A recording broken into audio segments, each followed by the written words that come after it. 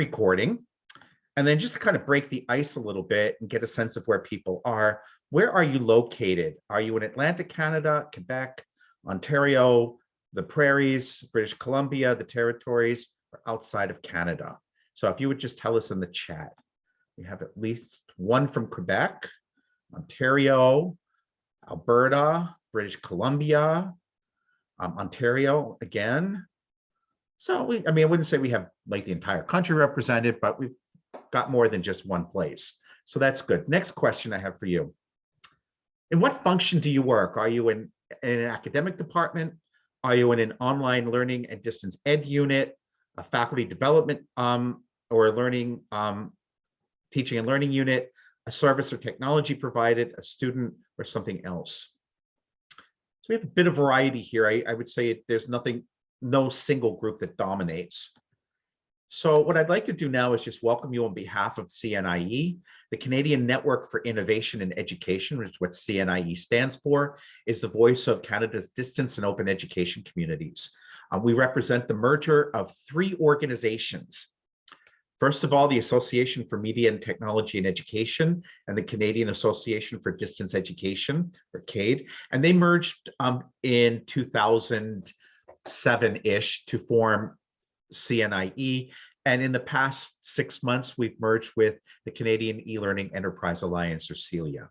And we're delighted to have members from all 3 groups with us.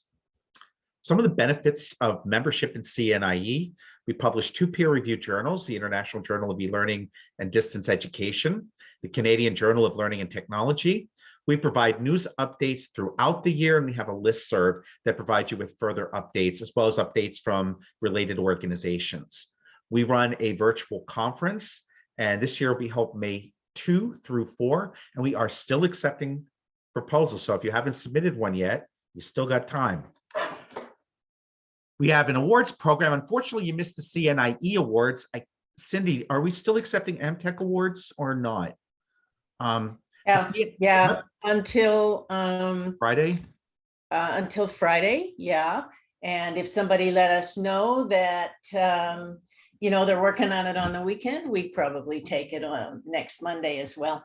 Okay, so the CNIE Awards recognize excellence. The AmTech Awards, which are spending down funds left to us in trust by AmTech, actually provide you an opportunity to explore a project of interest to yourself. And information about both programs are on our website. We have an area under News Views called Employment Opportunities, and I just checked it yesterday.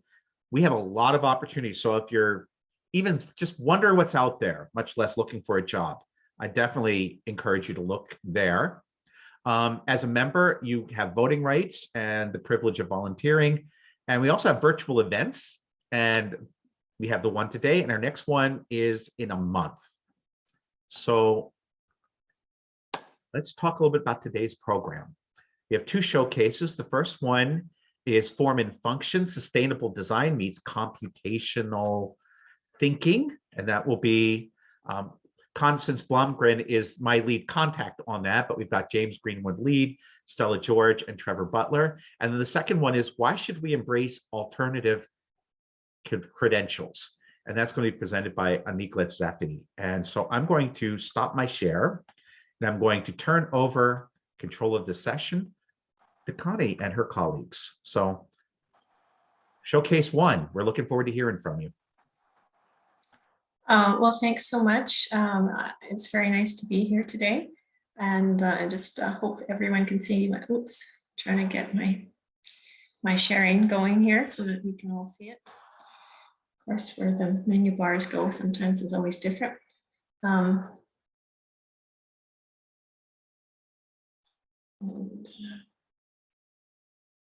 we go. There we go. Hopefully everyone can see that now properly. So I want to just thank everyone for coming today. My colleagues, James Greenwood-Lee is on research and study leave. My other colleague, Stella George, is actually on a bit of a holiday right now, and Trevor Butler was unable to attend today. So I'm representing one out of many, and as we work through the presentation, you'll see that it was a very intensive interdisciplinary team, actually probably involving about 16 to 18 people. So they're here in spirit, and we're very excited to be here this morning. Okay, where's my advance? So Athabasca University is the institution that I work with, and Athabasca University respectfully acknowledges that we live and work on the traditional lands of the indigenous peoples, the Inuit, the First Nations, Métis of the country that we know as Canada. We honor their ancestry, their heritage, and their gifts of the indigenous people, and we give thanks to them. This image is of the Athabasca River, just close to actually Fort McMurray, and it's a wide and beautiful river, actually starting in Jasper National Park, and then it flows north and eventually goes right to the Arctic Circle. Some acknowledgements. Obviously, we had support from Athabasca University, but the main funder for our project was Callisto, who has funding through SSHRC and also the Pacific Institute for Mathematical Sciences. Callisto has the honor of developing computational thinking for students in grades 5 to 12 and undergraduate students throughout Canada. And so they've been developing quite a bit of work in the area of mathematics and computational thinking. So here are James, Stella, Trevor, who made up the core team along with myself, and then also our two research assistants, Brad Skeet and Liliana Tang. Brad is a vice principal in Okotoks, Alberta, and he was very helpful with the pedagogical focus of the project. And Liliana Tang, she's a data scientist, software developer. And so when we were working with the Jupyter notebooks, working with Python coding, Liliana did a lot of the heavy lifting there. So as I said, in 20 minutes, we have quite a bit to cover because it is a very interdisciplinary project. And I'll give a high level overview. And as we go through all these pieces, and there are a lot of pieces, and even the design team, as we were going through it, we'd always go, wow, there are a lot of balls in the air, a lot of balls in the air.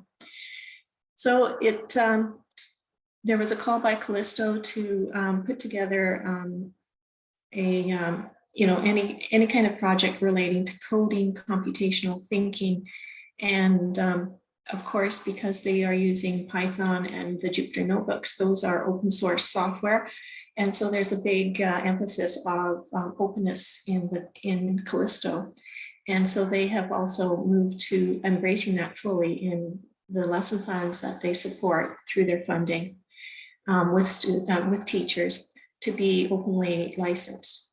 So we had this openness in education thread throughout the entire project. So it was an integrated STEAM approach. So STEAM is adding the A to science, technology, engineering, and mathematics. So the idea of art and the aesthetics. And so we were wanting to bring together 4 perspectives, that is that of architecture, biology, computing, and mathematics. So quite divergent in some ways, but when you see the animation that we created, which we call the crown jewel in the project, it brings together these different pieces in ways that words probably would have quite a bit of challenge to effectively bring together in the same kind of way.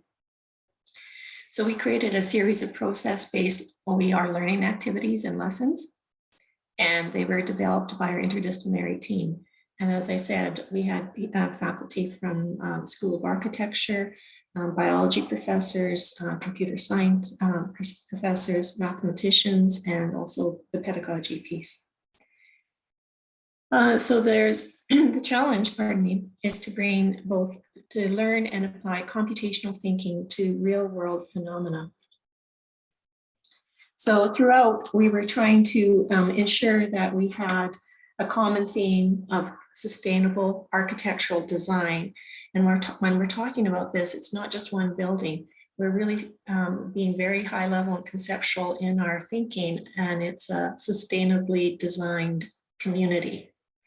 So as soon as you start going into more than one building, you have interaction of those other buildings upon each other. You know, something as simple as having a taller building right next to where you live. Of course, you may have some shade in the afternoon, and how that affects your, you know, your energy inputs and outputs. And so it becomes very complex very quickly. And so this is where the mathematical modeling and the idea of genetic algorithms were part of the solution, or what we were proposing, helping students to think around this real world problem.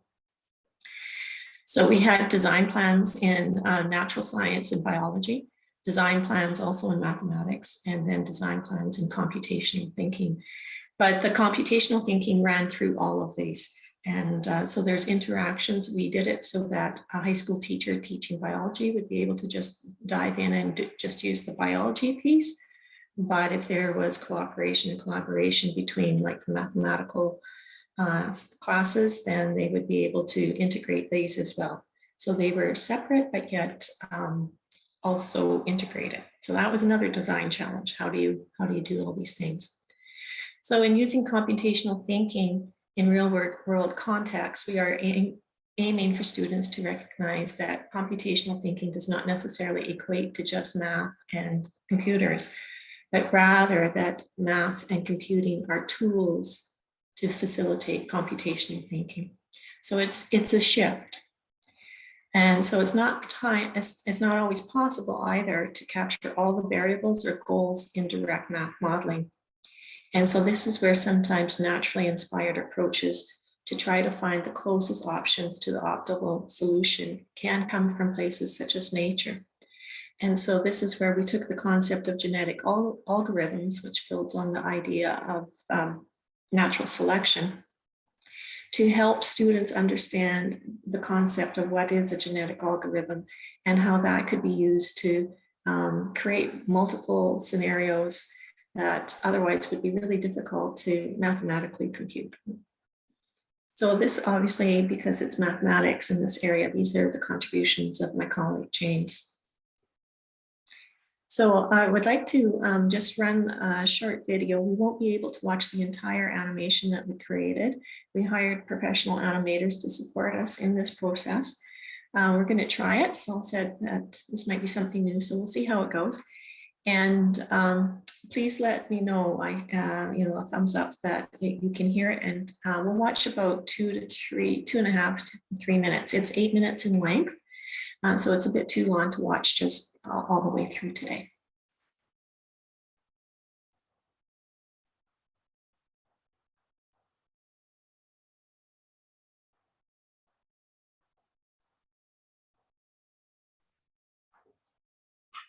It's not playing on our screens.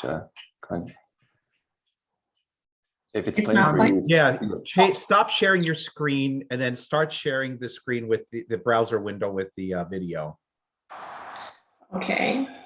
So it's a stop and start thing. But Okay. the setting is so that you should be able to share the video. Okay. All right, let me just try that.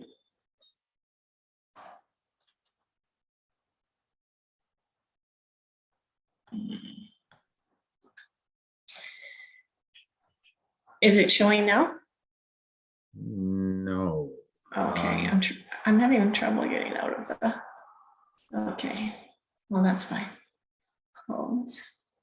It's just closing now, I think. Okay.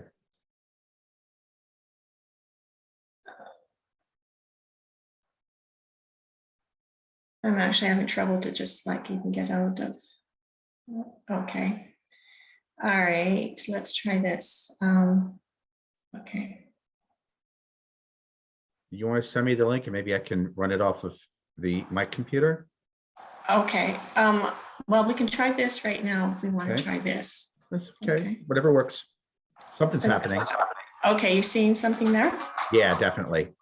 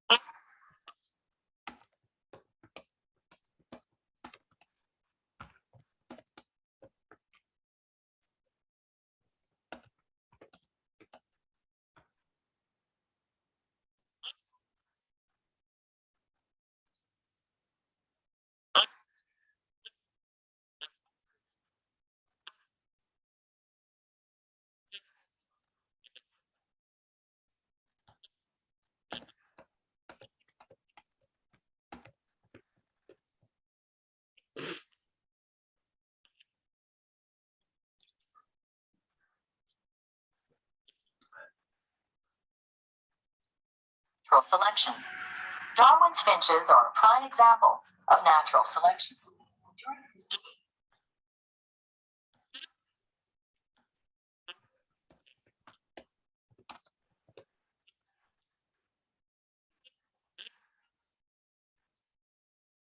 On mainland South America, this similarity suggested that the Galapagos Islands finches came from Greenland, but they were quite different. Surprisingly, they were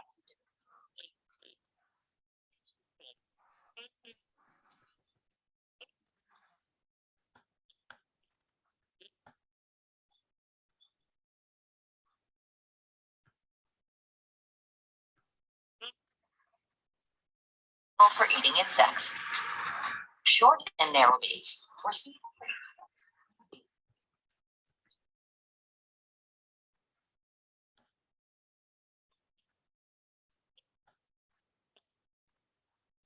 natural selection is a process that promotes useful adaptation.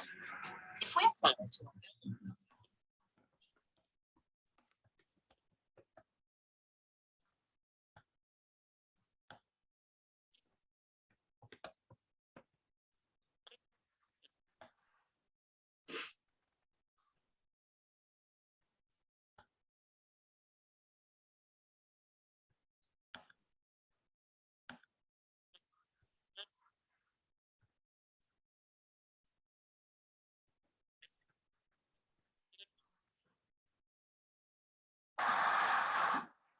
So I'm just going to stop that right now and I'll go back to my PowerPoint here. Yeah, can you see that?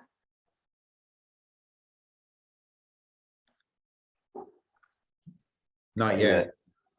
Oh, okay, let me, There may be a lag. So you need to reshare again. So okay, sorry about that. it's okay. Yeah.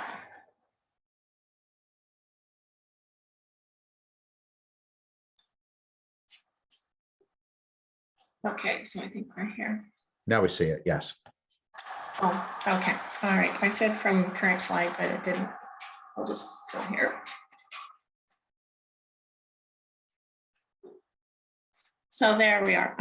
So what you can see is just sort of as the animation gets into it, there's quite a bit of detail that still has to unfold in the remaining part of the animation.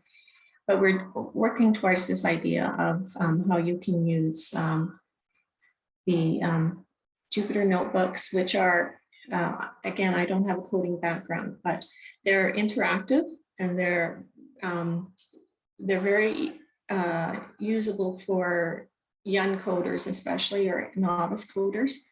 And they are very flexible in some respects, I guess you could say. So we developed the animation, then the lesson plans around these different essential questions, and pursuing this idea of what is form and function when we're talking about a sustainable design.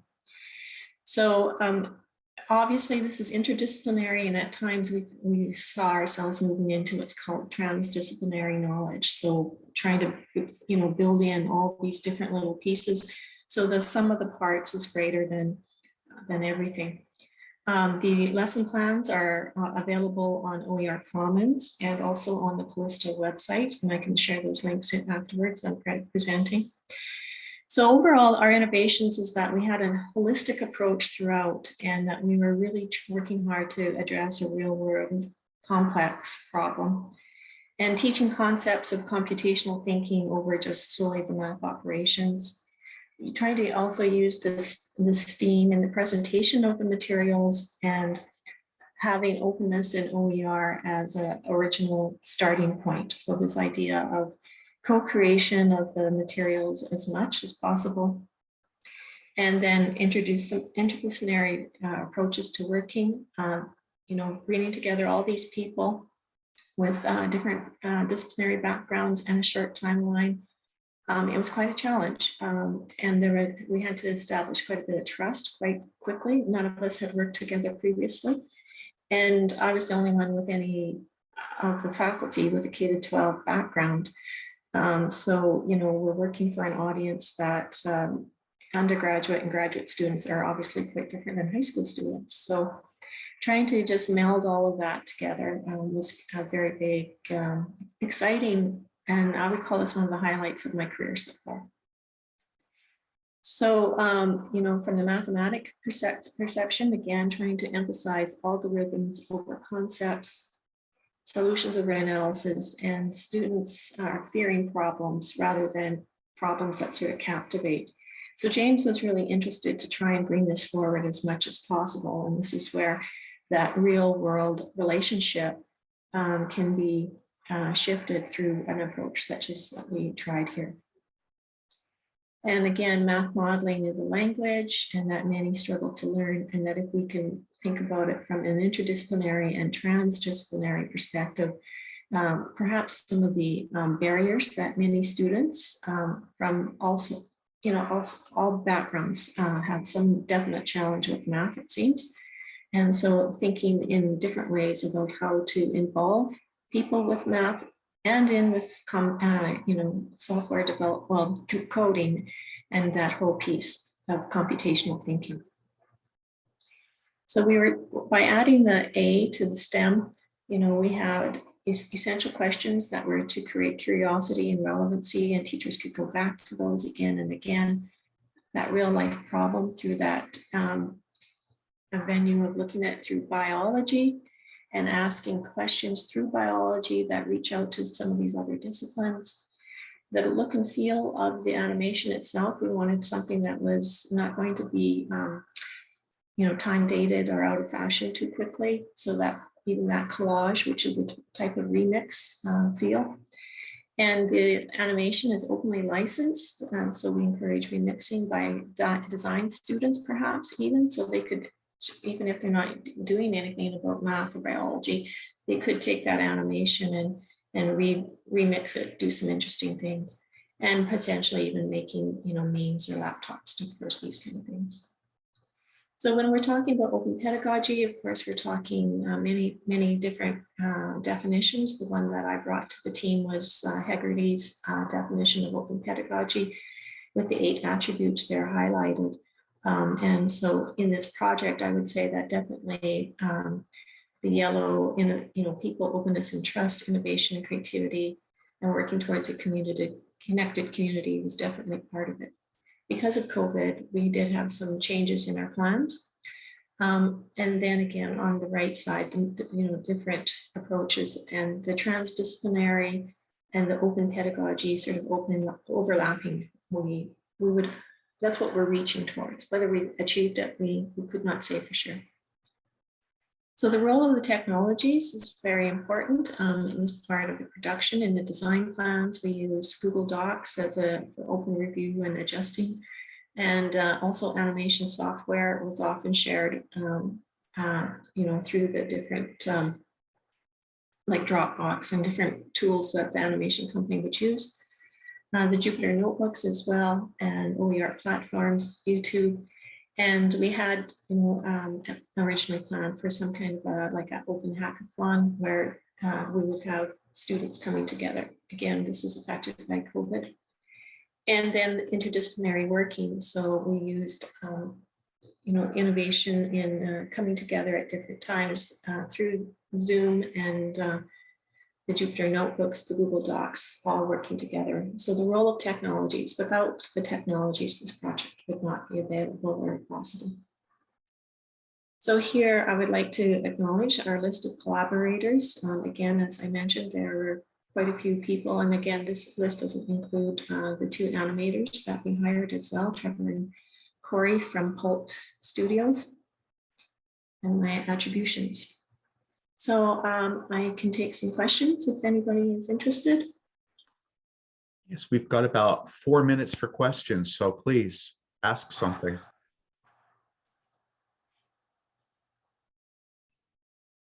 Connie, it's Cindy. Mm-hmm. I just wondered, could you share with us in the chat the link to the video? Because we only saw enough to get interested. And yeah. And we couldn't hear the sound very well. So I know I really like to see the whole thing, and I imagine others would too. For sure, I will do that once I'm not taking the questions, and for sure. I'd be curious, Cindy, just to we're always curious to hear what viewers think of the animation, because we were so close to it. And it was hard to be objective. So I'd be curious to just hear people's impressions, and I'd love to share that with the rest of the team. So I'll just go first and then get off the camera. I have no expertise in visual design, but I saw enough to intrigue me to want to see more. So I hope that helps a little. Good. Yeah, that was one of our goals, like to sort of draw you into a topic like genetic algorithms. Yeah, of course I want to watch a video about genetic algorithms, right? But, you know, I'm just making fun there, but thinking from the point of view of high school students, you know, some would go, oh, that sounds interesting, but that would not necessarily be, you know, most of the students. So trying to get them interested in the topic through some different means. Yeah. We have time for at least one more question. Anybody at least want to share your reactions to the video? Oh, okay. We have one. Please tell us a little bit about the risks that you took that didn't work and what you learned from them. That's a really good question. The risk, I think, was just in the concept itself, because it was, as I said, quite high level. And even now, after the production and being through the process, I have a reasonable understanding of all, you know, some of the pieces that were brought, but it was each of those disciplines contributing something, and we were not really sure how this was all going to come together. So the animation was really integral in pulling together all those pieces, and it could have gone south. Like that animation could potentially not be as cohesive as it is. It took a lot of minor tweaking again and again, even including the script. So I'm in a second project actually now with Stella. And again, we're working on an animation and with the same animators. That one's involving high school students, but we're in what they call the animatic stage. So it goes from storyboard and then into animatics. And so we were reviewing the script the other day just to make sure that it is as clear as possible so that we're not asking for changes once there's been a lot of time and money invested in quite a bit of quite fairly detailed information and visually appearing. And then going, no, that's not quite right, because we did that a couple of times with this project. And the animators were very good. They were very patient with us. But also for them, this whole topic was something that they were not familiar with either, right?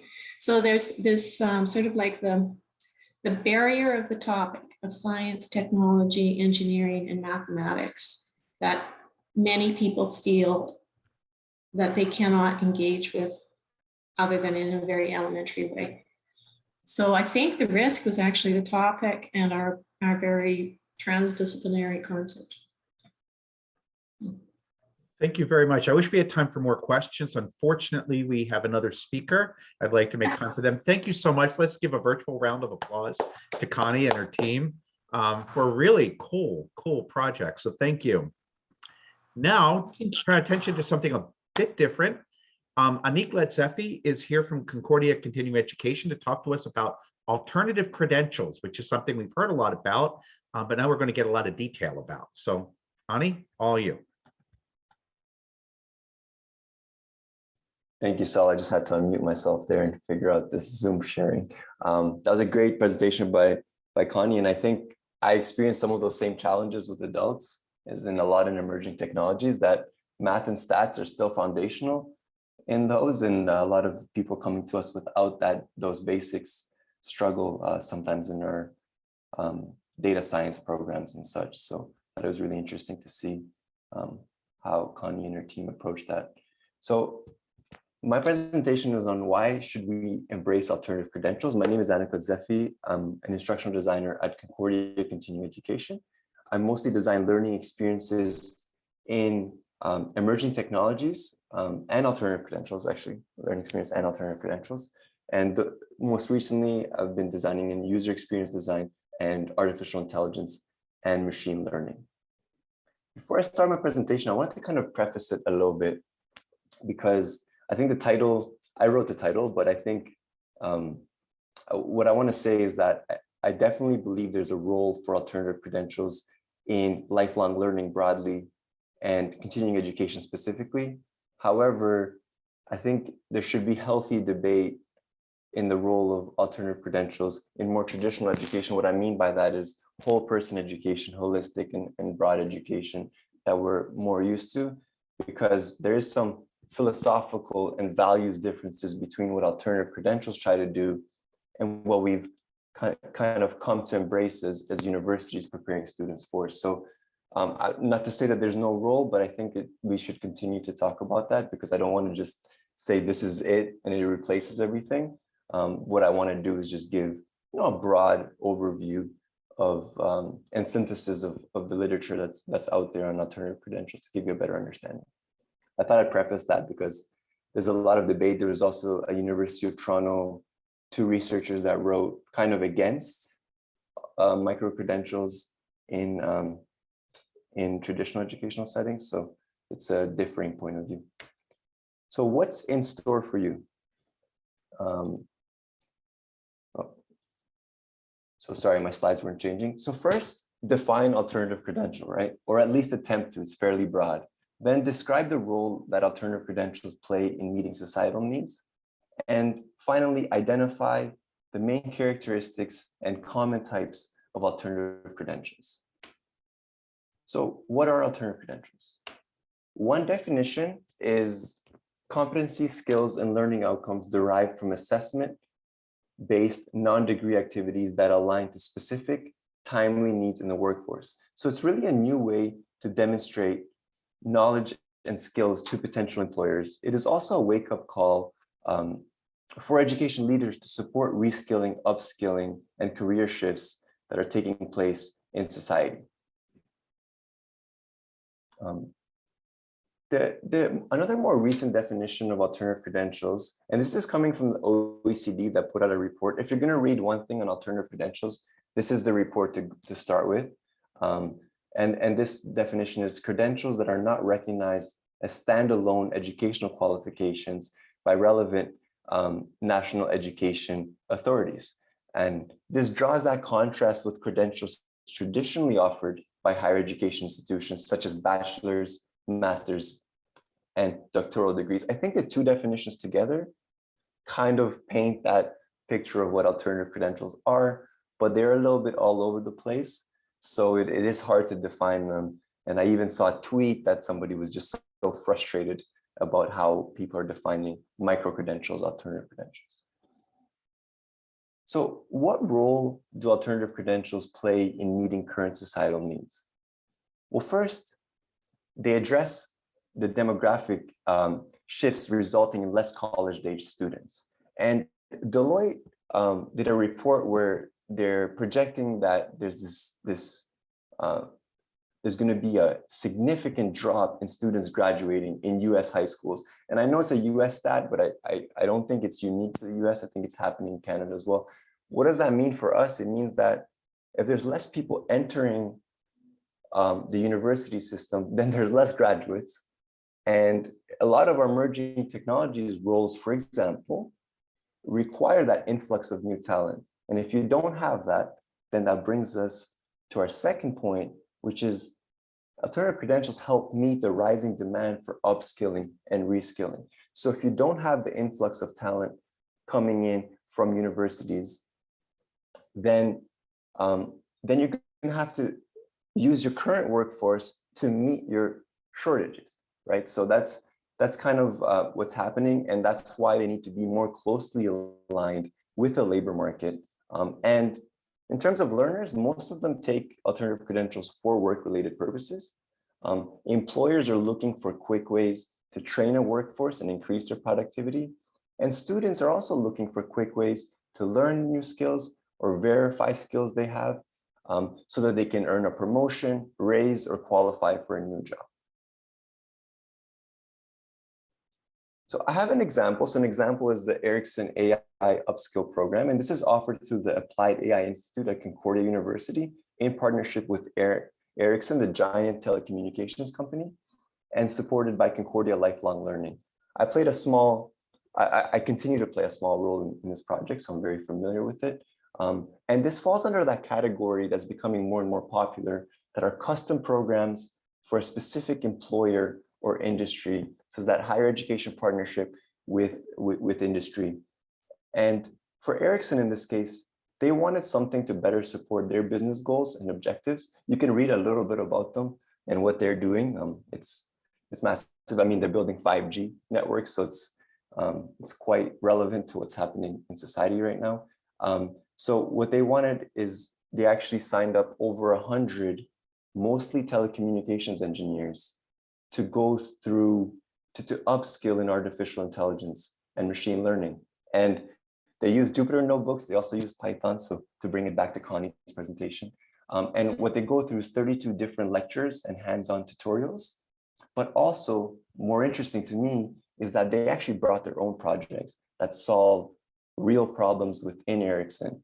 And a team of Concordia professors and graduate students are helping take those projects from ideation to as far as they can take them. So hopefully that's development or implementation, but even if they fail in learning to try and kind of succeed in those projects, the participants are developing skills in AI. And why it's upskill is because of the fact that engineers already have a background, have already a good knowledge of mathematics and statistics, and typically of programming as well in most cases. So you're really giving them that knowledge of machine learning, and in some circumstances, deep learning as well, which is a subset.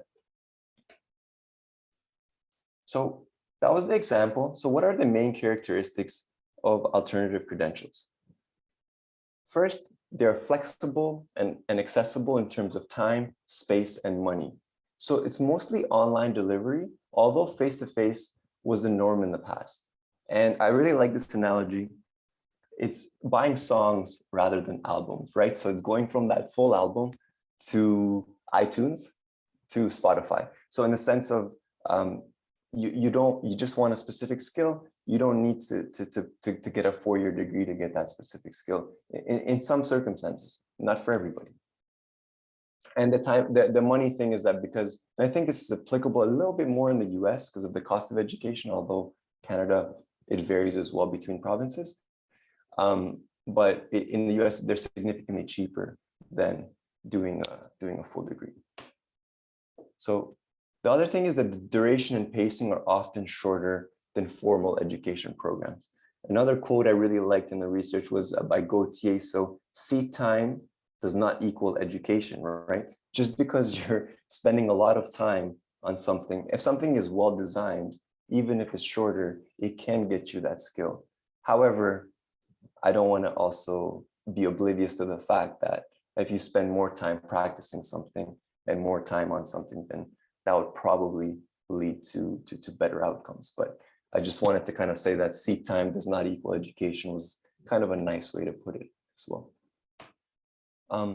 The content areas are highly relevant to the labor market. So for example, we are seeing a lot of alternative credentials in emerging technologies that have a high demand for workers, but they just don't have enough supply of talent. This characteristic is really interesting because it's gaining steam. It also brings me back to my first point about, what's their role in traditional education. So they are stackable and complements the key word here, more formal education programs, at least for now. So I have a little bit of an analogy, I guess. So let's say you wanted to travel from Montreal to Toronto, but for some reason you have to buy a train ticket that goes to Vancouver just to stop in Toronto, right? So that doesn't make sense, right? So I just want to learn Python because that's going to give me a $20,000 raise on my current job, I don't want to take a full computer science program. So I just want to stop in Toronto. However, there's an added benefit now that more and more they're counting towards formal degrees. So if I got to Toronto, I don't have to go back to Montreal if I want to go to Calgary, right? Now I can purchase another ticket to go to Calgary, and I've already been traveled that distance between. So that's kind of what I'm trying to say. So in terms of stackable, that now if they're counting towards more formal degrees, you don't have to retake courses. They're actually counting towards formal credits. I haven't seen it adopted as much where I work or things I'm close to, but I know it's happening in the US a little bit more. And maybe other ways. I know we have educators here, so I'm sure we might have other examples. But also, one really interesting thing is that it's also a gateway for students to graduate school. Because think about it, they can try out a subject area before making the commitment. I'm working on artificial intelligence. There's a lot that goes into it. Yes, it pays well, but it's a lot of technical skills, as well as human and business skills you have to learn, that you have to develop. And maybe it's not for everyone. So instead of making that huge commitment of enrolling to graduate school, and I just did that myself. So graduate school, Quebec tuition is very affordable, at least in my eyes, but that's not really the only thing you're spending. I still had to pay my mortgage. I still had to, I was studying full time, so I wasn't working. I still had to pay my mortgage. Food is going up, so it's not really, and I'm privileged in the sense that I got a chance to do that, but obviously it comes with a big cost when you're committing 2 years to something. So if I tried out, let's say educational technology, and I didn't like it, maybe I did like a e-learning academy and I just didn't like the direction, then it's a way to kind of taste it, but not buy the full meal. They're also more narrowly focused by targeting only specific skills. And I think I touched on this. It's kind of chunking skills, so you're not kind of targeting too many skills with an alternative credential. And the last, which is a characteristic, but also the challenge. And I think we can all agree on this, that quality and validation vary widely. There's too much variety in the quality of work. There's no real criteria for learning design assessment and outcome certification. That's not to say that institutions that pride themselves in these things, that have a good track record, don't have instructional designers that know this. But alternative credentials are being offered by a lot of different institutions, private sector, individuals. So there's quite a bit there. There's no kind of national framework to be able to, at least in Canada, to kind of assess that. And then finally, validation. So you could get certified, for example, just for attending and completing something. It could be more formal, like an exam, project, assignment, real world experiences, or in the case of professional certifications, such as a project management professional or the PMP, that there could be even higher level of verification and validation. So I think this is a big challenge. There's a lot of alternative credentials being put out there, and it's tough to know if the quality and validation is always a good, I forgot, I couldn't use the word, but it's good or it's credible. So I just want to position some of the most common types of alternative credentials. This probably doesn't include all of them, but first, the one that we all hear about, and the one that's probably used interchangeably with alternative credentials, although I think alternative credentials is obviously broader, is micro-credentials. So these are highly specific, competency-based degrees or certifications. It's more than a single course, but less than a full traditional degree. And I think the important thing to note is that you could potentially obtain more than one type of alternative credential after completing a learning program. For example, you could finish a micro-credential and also get a certification, okay? A certificate, sorry. Or you could finish a micro-credential and also earn a badge, which brings me to my second one. So digital badges and short courses. So a badge in itself is an icon that can be displayed on a website, profile, email, or anywhere else. So badges have the most variety in what they represent. But a lot of the time, badges result from on-demand short courses that are mostly asynchronous video and resources. And generally, they don't have a formal assessment and are very peer-to-peer heavy, right? Not much instructor presence. That instructor to student ratio is huge, like think MOOCs. And some examples include Udemy and LinkedIn Learning. No knock on LinkedIn Learning, I use it all the time. I think it has a great value in lifelong learning in your learning plan. So I can't complain. Then there's boot camps. So think the cheetah, right? So it's 3 to 6 months, full-time immersive programs, mostly in areas of emerging technology such as coding, cybersecurity, digital marketing, and user experience design.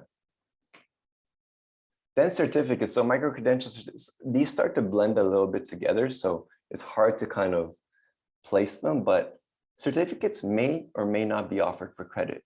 There are non-university issued certificates such as self-credentialing, employer or industry-backed non-accredited programs. So the big example, the one that's disrupting education, is Google. So we have Google certificates that claim to be the equivalent of a 4-year degree, and now is being recognized as the equivalent of a 4-year degree for some fairly large Fortune 500 companies. So that's kind of something that to look out for, and a lot of people are writing about this as a huge disruptor in our higher education system. Then, of course, there are university issued non-degree certificates. These are university branded certificates delivered internally or through partners or platforms. eCornell is a big one that's kind of really out there and offers a lot of programs. And finally, it exists. There are degree programs and accredited programs that are part of a national or regional qualification framework as well. The one we don't talk about as much, but have existed for a long time, of course, are also professional certification and licenses. These are generally issued by industry bodies, and they're dominated by question banks, study notes, and test prep. And an example, I'm going to use the same one again, is a project management professional, so the PMP. You have the designation, you have a certification as a PMP after completing that. Finally, recognition of prior learning. One of the most interesting ones, one that I think has a lot of value, especially based on my previous HR experience. I spent 6 years in HR before I got into educational technology. Is recognition of prior learning is recognizing your experience, and now that experience counts towards credit or certification. In case you didn't know, some of you may be familiar with this already. And an example is validation of competencies. So this is currently offered at Concordia Continuing Education through Concordia Lifelong Learning. So, and I've had a chance to speak to the person running this. We have conversations about it all the time and are working on different projects. Participants come to Concordia Continuing Education to validate their existing knowledge, skills, and experience as a means of accelerating their completion time for a diploma or certificate. So currently it's being offered on the non-credit continuing education side. And I see, like, for example, where I see value, just, I'm an immigrant myself, so I saw, my father, he had an accounting background, and when he came to Canada, he had to start from scratch. So none of that experience was really recognized that he had back home. And he was scoring 100%, like he would memorize everything. So he was scoring 100% on the exams. But if there was something like this available, he may have been able to show from his experience, from his work experience back home, that he could maybe skip a few courses, right? Maybe skip the level 1 and 2, right? And that's kind of where these things could be so powerful, especially as they start to gain steam and maybe get implemented on the credit side. So that's really my presentation. I hope you learned something today, and let me know if there are any questions. I'm going to stop sharing my screen.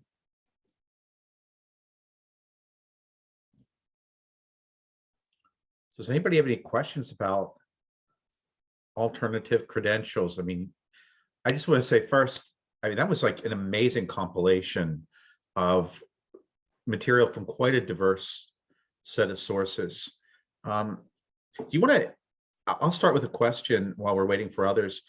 Do you want to address the thing that caught the issue that you brought up at the very beginning of your presentation about some of the controversy? What are some of the controversies around these credentials?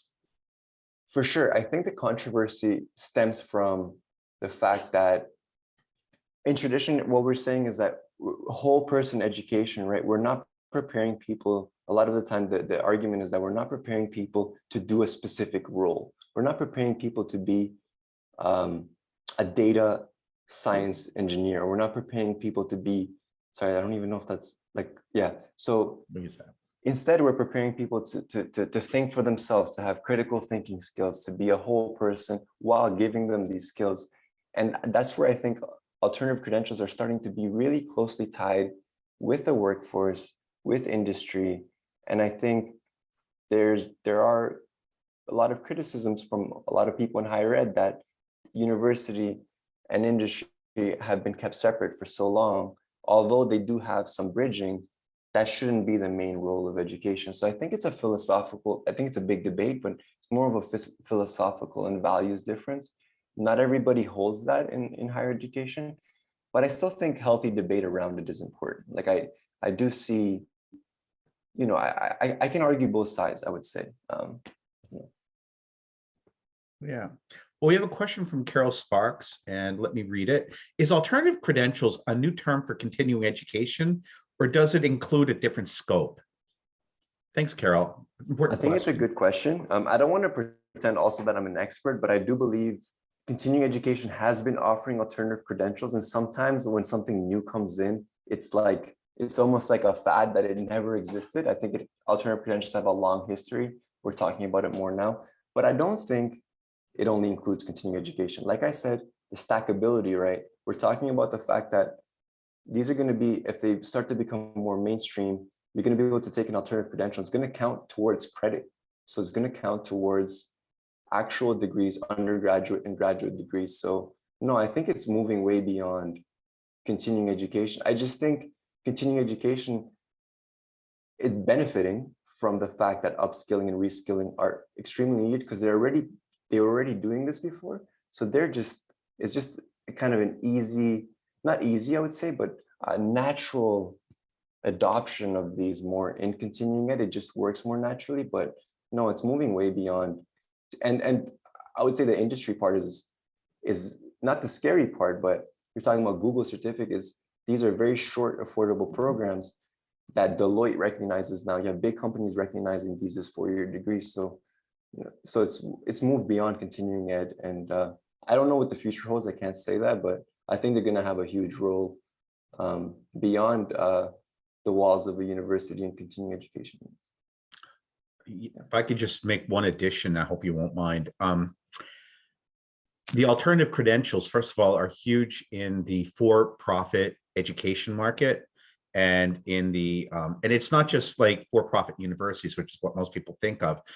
Most of the for-profit market is in just third-party providers of learning programs.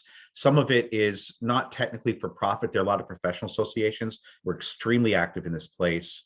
In this space. So you're definitely seeing them. And then we are starting to, I don't know about other universities, but Concordia actually offers micro-credentials now. And we have some undergraduate ones, we have some graduate ones.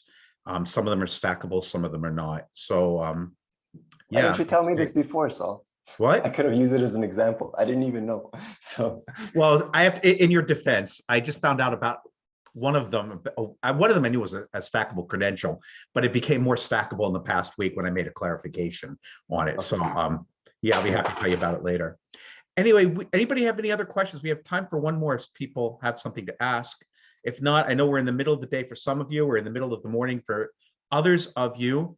So I just want to thank again our presenters, Connie and Aniklet, both really amazing presentations, both really different subjects, both very timely subjects. So let's a round of applause, both starting for Aniklet, and then we'll keep on applauding for Aniklet and Connie.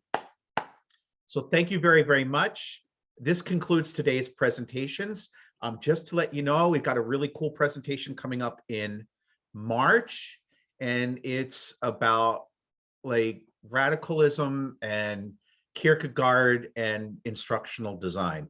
So that should be kind of, I'm dying to know how we pulls all that together. Johannes Strobel, who now works for SRI, used to be faculty member at a number of different schools, including University of Missouri at Columbia, Texas A&M, Purdue, and Concordia will be our presenter. So thank you all so very much. I hope to see everyone next month, and have a great day.